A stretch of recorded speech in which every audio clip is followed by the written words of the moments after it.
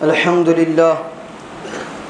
لله كفى وسلام على عباده الذين اصطفى أما بعد قال الله تبارك وتعالى في كلامه المجيد والفرقان الحميد بسم الله الرحمن الرحيم إنا أنزلناه في ليلة القدر وما أدراك ما ليلة القدر ليلة القدر خير من ألف شهر تنزل الملائكة والروح فيها بإذن ربهم من كل أمر سلام هي حتى مطلع الفجر.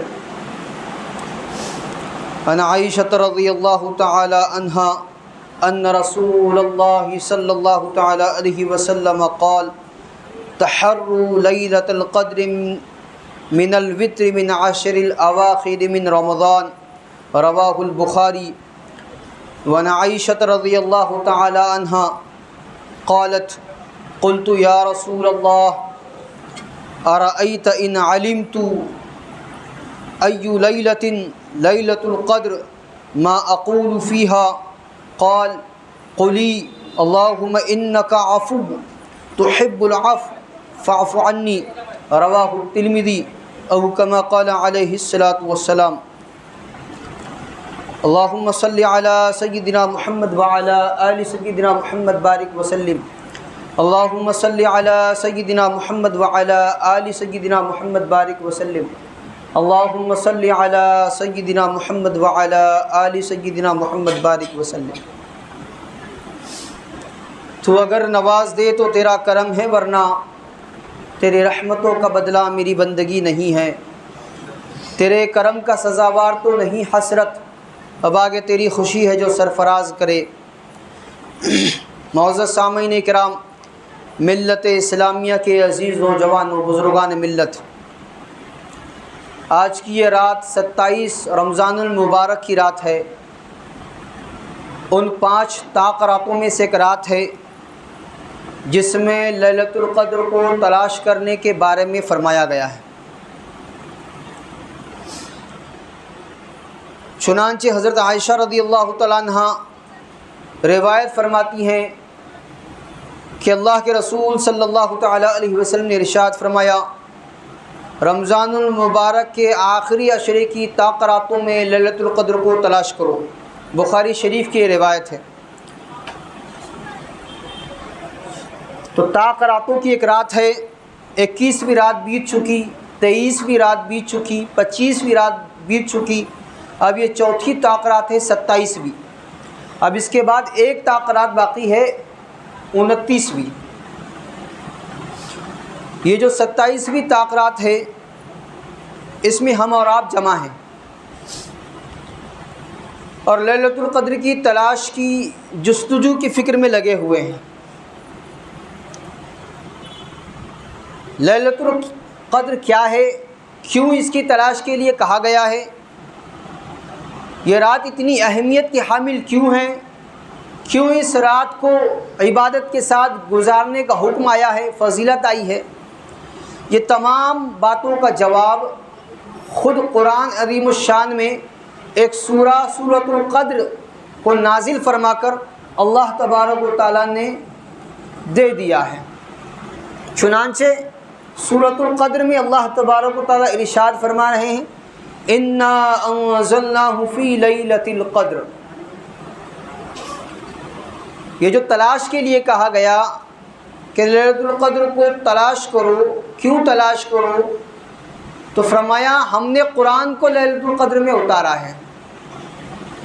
یہ رات فضیلت والی بن رہی ہے، اہمیت والی بن رہی ہے، عظمت والی بن رہی ہے نزول قرآن کی بدولت. لوح محفوظ سے آسمان دنیا پر قرآن کریم پورا کا پورا ایک ساتھ نازل ہوا لیلۃ القدر میں، اور لیلۃ القدر واقع ہوئی رمضان میں. اس کی دلیل خود قرآن عظیم الشان میں اللہ فرماتے ہیں شہر رمضان الذی انزل فیہ القرآن، کہ رمضان المبارک کا مہینہ ہے جس میں ہم نے قرآن کریم کو نازل کیا ہے. اور اس سورت کے آغاز میں اللہ فرما رہے ہیں انا انزلناہ فی لیلۃ القدر، ہم نے قرآن کو لیلۃ القدر میں نازل کیا ہے. ان دونوں آیتوں کے حصے کو ملا کر یہ بات ثابت ہوتی ہے کہ لیلۃ القدر رمضان المبارک میں ہوتی ہے۔ اب لیلۃ القدر رمضان المبارک کے کون سے حصے میں ہوتی ہے، اس کا جواب اس حدیث مبارکہ میں جو بخاری شریف کی روایت ہمیں ملتا ہے کہ اماں عائشہ صدیقہ رضی اللہ تعالیٰ عنہا فرما رہی ہیں کہ اللہ کے نبی صلی اللہ تعالیٰ علیہ وسلم نے ارشاد فرمایا، لیلۃ القدر کو رمضان المبارک کے آخری عشرے کی طاق راتوں میں تلاش کرو۔ رمضان میں، پھر رمضان المبارک میں آخری عشرے میں، پھر آخری عشرے کی بھی طاق راتوں میں۔ قرآن کریم کے نزول کی وجہ سے یہ رات اہمیت کی حامل بن رہی ہے۔ اب جب نزول ہو گیا قرآن کا اس رات میں تو کتنی اہمیت والی ہو گئی، کتنی فضیلت والی ہو گئی، اس کو جتانے کے لیے اللہ تبارک و تعالیٰ اول تو پوچھ رہے ہیں بندوں سے، وَمَا أَدْرَاكَ مَا لَيْلَةُ الْقَدْرِ، جانتے بھی ہو لیلۃ القدر کیا ہے؟ یہ جو نازل ہوا ہے اس میں قرآن، اب اس نزول کی وجہ سے اس کی کیا اہمیت ہو گئی جانتے بھی ہو، اس کی کیا وقعت ہو گئی ہے جانتے بھی ہو۔ کسی بھی چیز کی عظمت کو، اہمیت کو بتانے کے لیے ہر بڑا اپنے چھوٹے سے معلوم کرتا ہے، جانتے ہیں یہ کیا ہے، معلوم ہے تجھے کتنی قیمتی چیز ہے، احساس دلانے کے لیے، یہ جتانے اور بتانے کے لیے کہ جو چیز میں بتانے جا رہا ہوں اس کی جو فضیلت، اس کی جو قیمت، اس کی جو ویلیو میں رکھنے جا رہا ہوں وہ کیسی ہے، اس کو سمجھنے کے لیے پہلے یہ ذہن میں آنا ضروری ہے کہ یہ ہے کیا۔ اس لیے فرمایا وَمَا أَدْرَاكَ مَا لَيْلَةُ الْقَدْرِ، جانتے بھی ہو لیلۃ القدر کیا ہے۔ پھر فرمایا کہ اس نزول قرآن کی بدولت یہ ایک رات لیلۃ القدر، لیلۃ القدر خیر من الف شہر، 1000 مہینوں سے زیادہ اہم ہو گئی یہ رات نزول قرآن کی بدولت، برکت سے۔ 1000 مہینے 83 برس 4 ماہ کا زمانہ ہوتا ہے۔ کوئی بندہ اگر ایک بار اپنی زندگی میں لیلۃ القدر کو پالے، گویا اس نے 83 برس 4 ماہ کا زمانہ عبادت کے لیے پایا، اللہ کی خوشنودی کے لیے پایا، اللہ کو راضی کرنے کے لیے پایا۔ اسی لیے قاری عبد الرحمن سدیس دامت برکاتہم فرماتے ہیں کہ یہ جو طاق راتیں ہیں 21ویں، 23ویں، 25ویں، 27ویں، 29ویں، خصوصاً ان 5 راتوں میں ہر وہ نیکی والا عمل، ہر وہ بھلائی والا عمل جو ہم کر سکتے ہیں کر گزرے، کیونکہ اگر یہ لیلۃ القدر میں واقع ہو گیا تو ہمارا وہ عمل 83 برس 4 ماہ کا ثواب لیے ہوئے ہوگا۔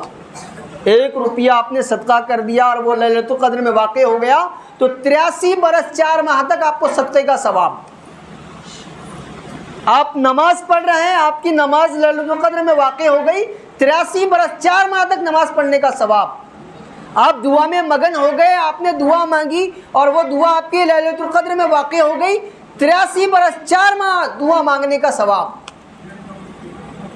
جو عمل آپ کرو، جو بھلائی کا کام آپ کرو، اگر وہ لیلۃ القدر میں واقع ہو گیا تو وہ آپ کا وہ عمل 83 برس 4 ماہ کا زمانہ اس عبادت کے کرنے کا آپ کو ثواب ملے گا، اس عبادت میں مشغول ہونے کا آپ کو ثواب ملے گا۔ اور صرف یہ ثواب نہیں ہے، تنزل الملائکۃ والروح فیہا بإذن ربہم من کل امر سلام ہی حتی مطلع الفجر۔ روح الامین، جبرائیل امین اس رات میں اترتے ہیں اور صبح صادق تک سلامتی پھیلائی جاتی ہے۔ حدیث مبارکہ میں اس کا ثبوت ملتا ہے۔ فرمایا کہ جب لیلۃ القدر ہوتی ہے تو اللہ تبارک و تعالیٰ جبرائیل علیہ السلام کو حکم دیتے ہیں کہ وہ ایک کبکبہ میں ملائکہ کے ایک لشکر کے ساتھ زمین پر اتریں، اور ان کے ساتھ ایک سبز رنگ کا جھنڈا ہوتا ہے جس کو وہ کعبۃ اللہ پر لگا دیتے ہیں، اور حضرت جبرائیل علیہ السلام کے 100 سے زیادہ بازو ہیں، جن میں سے 2 بازوؤں کو وہ اس رات میں، اس ایک رات میں لیلۃ القدر میں کھولتے ہیں، اور ایک بازو آپ کا ایسا ہے جیسے مشرق سے مغرب تک پورا ڈھک جائے، اور ہر اس بندے کو جو اس رات میں کھڑا ہے، بیٹھا ہے، نماز پڑھ رہا ہے، ذکر کر رہا ہے، اس کو سلام کرتے ہیں، اس سے مصافحہ کرتے ہیں اور اس کی دعاؤں پر آمین کہتے ہیں، یہ معاملہ چلتا رہتا ہے یہاں تک کہ صبح صادق ہو جاتی ہے۔ پھر جبرائیل علیہ السلام فرشتوں کو آواز دیتے ہیں کہ اے فرشتوں کی جماعت اب کوچ کرو۔ چنانچہ فرشتے جبرائیل امین سے پوچھتے ہیں کہ اللہ تبارک و تعالیٰ نے مومنوں کی ضرورتوں اور حاجتوں میں کیا معاملہ فرمایا، اللہ کے نبی صلی اللہ تعالیٰ علیہ وسلم کی امت کے ساتھ کیا معاملہ فرمایا۔ جبرائیل امین کہتے ہیں اللہ تبارک و تعالیٰ نے ان کی طرف نظر رحمت سے دیکھا اور ان کو اپنی رحمت سے ڈھانک دیا، ان کی مغفرت فرما دی سوائے 4 شخصوں کے۔ صحابہ اکرام نے اللہ کے نبی صلی اللہ تعالیٰ علیہ وسلم سے پوچھا من ہم، اے اللہ کے نبی صلی اللہ تعالیٰ علیہ وسلم وہ 4 لوگ کون ہیں؟ اللہ کے نبی صلی اللہ تعالیٰ علیہ وسلم نے ارشاد فرمایا والدین کی نافرمانی کرنے والا، قطع رحمی کرنے والا، رشتے ناتوں کو توڑنے والا، رشوت کا لینے دینے والا، یہ 4 لوگ ہیں جو اس رات میں بخشے نہیں جاتے۔ باقی سب کی مغفرت ہوتی ہے، ہر عبادت کرنے والے، ہر دعا کرنے والے، ہر اللہ کو یاد کرنے والے کی بخشش ہوتی ہے، مغفرت ہوتی ہے۔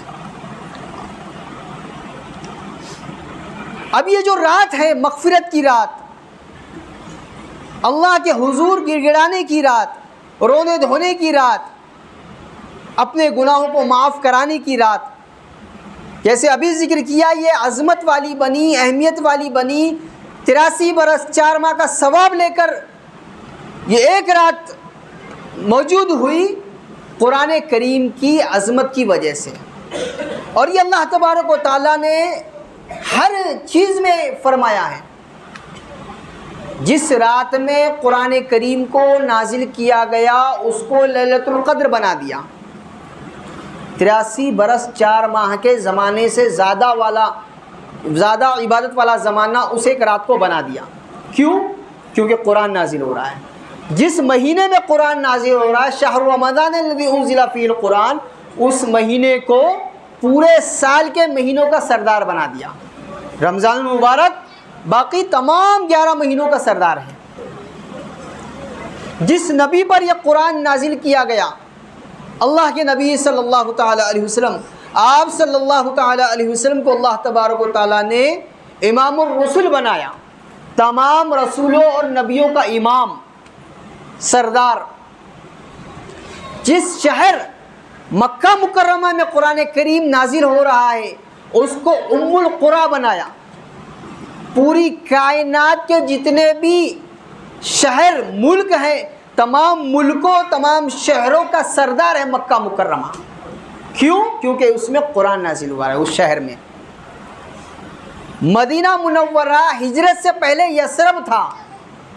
ہجرت کر کے اللہ کے نبی صلی اللہ تعالیٰ علیہ وسلم تشریف لے گئے، مدینہ منورہ میں قرآن کریم نازل ہوا تو وہ مدینہ منورہ بن گیا، نورانی شہر، برکت والا شہر، عزت والا شہر بن گیا قرآن کریم کی بدولت۔ اور جس سینے میں یہ قرآن کریم ہے وہ سینہ باقی تمام سینوں سے بہتر ہے، کیونکہ محشر کے میدان میں اللہ تبارک و تعالی حافظ قرآن سے فرمائیں گے پڑھتا جا اور جنت کے درجوں پر چڑھتا جا، جہاں تیرا ختم ہوگا وہاں کا تجھے درجہ ملے گا۔ اور فرمایا 10 ایسے لوگ جن پر جہنم واجب ہو چکی تھی، اللہ تبارک و تعالیٰ اس حافظ قرآن کو پاور دیں گے شفاعت کا کہ وہ ان 10 جہنمیوں کو جنت میں داخل کرنے کا ذریعہ بنے گا۔ یہ حفاظ کرام VIP لوگ ہیں، چنندہ لوگ ہیں اللہ تبارک و تعالیٰ کے، کیونکہ قرآن عظیم الشان میں اللہ تبارک و تعالیٰ ارشاد فرما رہے ہیں انا نحن نزلنا الذکر وانا له لحافظون، ہم نے ہی ذکر یعنی قرآن کریم کو نازل کیا ہے اور ہم ہی اس کی حفاظت کرنے والے ہیں۔ اور اللہ تبارک و تعالیٰ نے قرآن کریم کی حفاظت کرائی ہے ان حفاظ کرام کے سینوں کے ذریعے۔ ہمارے ملک میں ایک دور ایسا گزرا ہے کہ قرآن کریم کے نسخوں کو انگریزوں نے نظر آتش کر دیا، پانی میں بہا دیا، اور اس وقت کے موجود علماء سے کہا کہ آپ کیسے پڑھو گے قرآن؟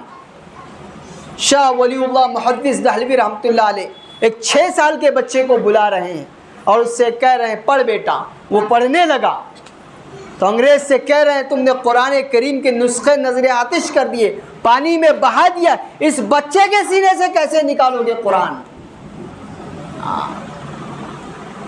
حضرت مولانا رشید احمد صاحب اجمیری فرماتے ہیں کہ قرآن کریم کے بارے میں اللہ فرما رہے ہیں کہ ہم نے قرآن کو آسان طریقے سے نازل کیا، آسان بنایا ہے. کوئی ہے اس کو سمجھنے والا؟ اتنا آسان ہے کہ 6 سال کی عمر سے لے کر 60 سال تک کی عمر والا ہر بندہ اسے سیکھ سکتا ہے، سمجھ سکتا ہے، یاد کر سکتا ہے.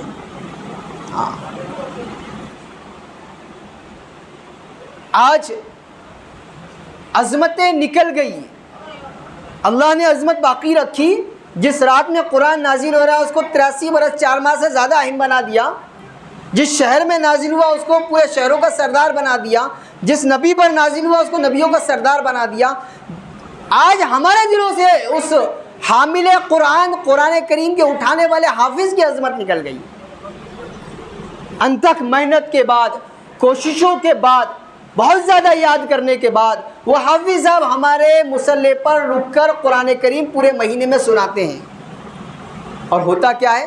روزانہ ان کو ہدیہ دینے کے لیے، ان کی خدمت کرنے کے لیے آواز لگائی جاتی ہے، آواز لگائی جاتی ہے. حق تو یہ تھا کہ بغیر کسی آواز لگائے ہم خود چل کر حافظ قرآن کی خدمت میں جاتے اور اپنی بشاست والی رقم کو ان کی خدمت میں رکھتے اور اس کو اپنی سعادت سمجھتے، اپنی سعادت سمجھتے. یہ ہم پر احسان کر رہے ہیں، ہم بھی ان پر احسان نہیں کر رہے ہیں کوئی تھوڑی بڑی رقم دے کر. یہاں تو معاملہ یہاں تک پہنچ گیا کہ اگر کوئی بسلری بھی پلا دے تو جتاتا ہے. ابھی تو لا کے دیا تھا آپ کو. یہ معاملہ ہو گیا ہے علماء کرام کا، حفاظ کرام کا. تو عظمت رکھنے کی ضرورت ہے، عظمت رکھنے کی ضرورت ہے. یہ عظمت کا اندازہ آپ کو اس سے ہوگا کہ قاری رشید احمد صاحب اجمیری دامت برکاتہم فرما رہے، ہمارے گجرات میں ایک بہت بڑے اللہ والے تھے حضرت مولانا بدر عالم صاحب. انہوں نے ہجرت کی مدینہ منورہ میں. مدینہ منورہ میں ہجرت کے بعد چند سالوں کے بعد ان کا وصال ہو گیا. جنت البقیع میں انہیں دفن کیا گیا. 40 سال کے بعد جنت البقیع میں جو وہ قبریں پرانی ہو چکی تھی ان کو کھودنے کی باری آئی. جب ان کی قبر کو کھولا گیا تو صحیح سالم 40 سال بیت گئے لیکن باڈی کو ذرا سا دھکا بھی نہیں لگا. سارے لوگ حیران. تاریخ نکالی گئی تو 40 سال پہلے دفن کیے گئے اور ابھی تک لاش میں ذرا سا بھی دھکا نہیں. نکالا گیا واپس، قبریں بنائی گئی، ان کو دفن کیا گیا. تحقیق کی گئی کہ ان کے کوئی خاندان کے لوگ ہیں تو ان کے ایک لڑکے مولانا آفتاب عالم صاحب گجرات میں تھے، ان سے رابطہ کیا گیا. علماء کرام کی ایک جماعت پہنچی، ان سے معلوم کیا کہ آپ کے والد صاحب کی ایسی کون سی عادت تھی کہ جس کی برکت سے اللہ نے ان کی نعش کو محفوظ رکھا.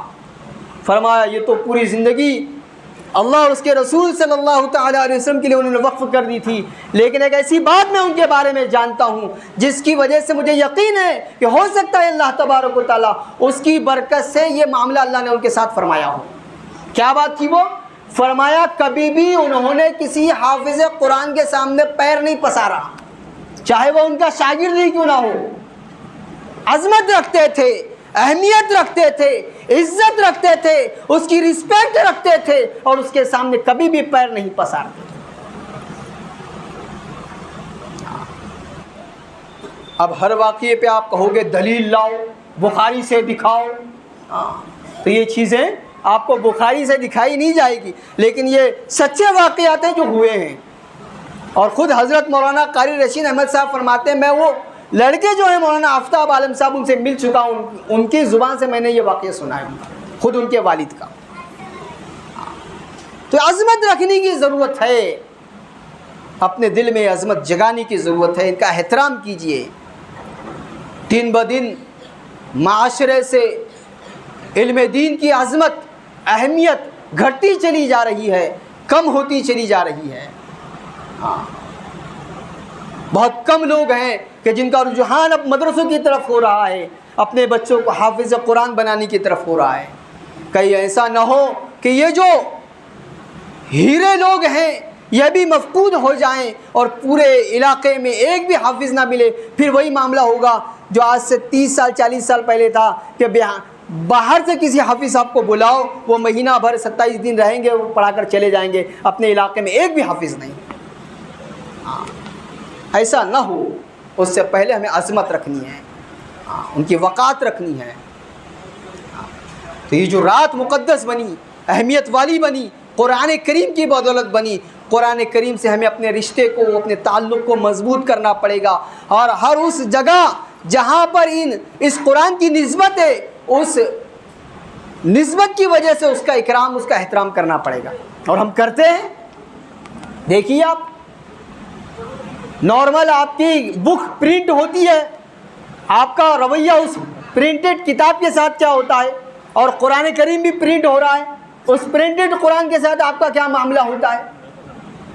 دونوں کو آپ ایک ہی جیسا رکھتے ہیں؟ نہیں، قرآن کریم کی آپ عظمت رکھتے ہیں کیونکہ یہ کاغذ تو ہے لیکن اس پر اللہ تبارک و تعالیٰ کا کلام لکھا ہوا ہے۔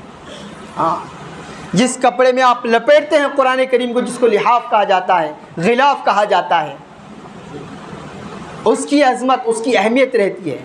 وہ کہیں اگر میلا بھی ہو جائے تو اسے اپنے کپڑوں کے علاوہ دھویا جاتا ہے کہ میرے کپڑوں کے ساتھ میں نہ دھوؤں، ہو سکتا میرے کپڑے میلے کچلے ہوں، اور یہ قرآن کریم کا لحاف ہے، میں اس کو الگ دھوؤں گا۔ اس کی آپ عظمت رکھتے ہیں، اس کی اہمیت رکھتے ہیں۔ 6-7 سال کا بچہ پہلا دوسرا پارا لے کر اپنے مکتب جا رہا ہے، اچانک اس کے ہاتھ سے وہ پارا چھوٹ گیا، پورے گھر والے پریشان، فون کر رہے ہیں، ایسے ایسے ہمارے بچے کے ساتھ ہوا ہے، کیا کیا جائے؟ ڈر ہے دل میں، معلوم نہیں کیا ہو جائے گا، کیسی پکڑ ہوگی، حالانکہ وہ غلطی سے اس کے ساتھ سرزد ہو گیا وہ معاملہ۔ تو اسے کہا گیا کہ نہیں، گھبرانے کی ضرورت نہیں ہے، آپ 2 رکعت اس سے صلاۃ التوبہ پڑھا دیجئے، صدقے کی ایک رقم دے دیے۔ یہ ڈر عظمت کی وجہ سے، اہمیت کی وجہ سے کہ قرآن کریم ہے، غلطی سے ہی صحیح اگر ہاتھ سے چھوٹا ہے تو کتنی بری بات ہے۔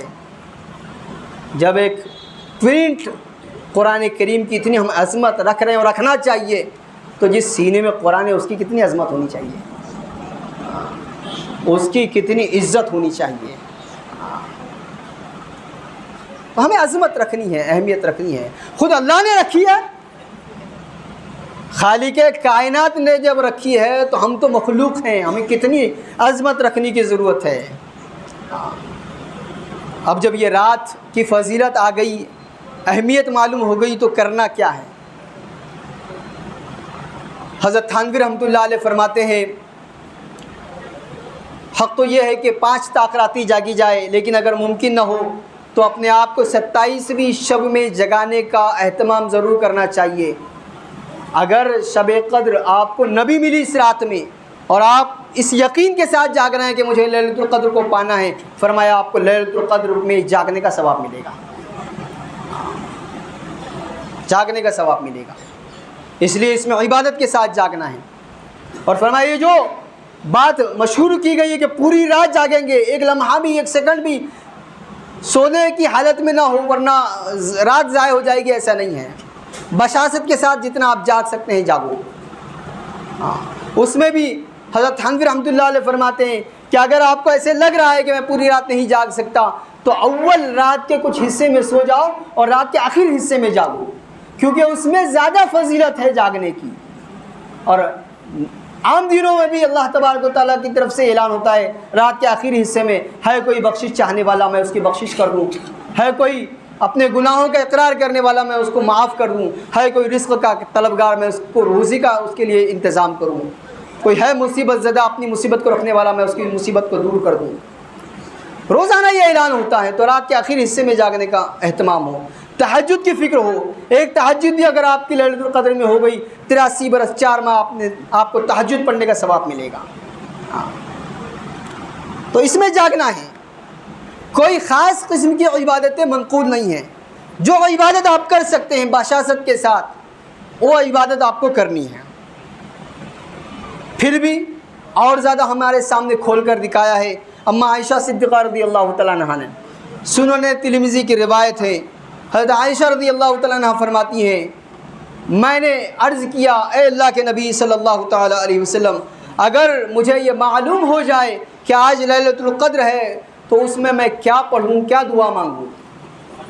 قال، تو اللہ کے نبی صلی اللہ تعالیٰ علیہ وسلم نے ارشاد فرمایا قولی، اے عائشہ تو یہ کہا کر اللہم انک عفو، اے اللہ بے شک آپ معاف کرنے والے ہیں، تحب العفو، معافی مانگنے کو پسند فرماتے ہیں، فاعف عنی، مجھ سے بھی معاف فرما دیجئے، مجھ سے بھی درگزر فرما دیجئے. ہاں تو اس دعا کو آپ اہتمام کے ساتھ پڑھیے. ہاں تسبیحات کی پابندی کیجئے، استغفار کی کثرت رکھیے، دعاؤں کا اہتمام رکھیے، تلاوت کیجئے کہ یہ مہینہ، یہ رات نزول قرآن کا مہینہ اور رات ہے تو اس میں قرآن کی تلاوت کیجئے. دعا مانگیے کہ جیسے ابھی آپ نے سنا دعا کی زیادتی ہونی چاہیے، کثرت ہونی چاہیے.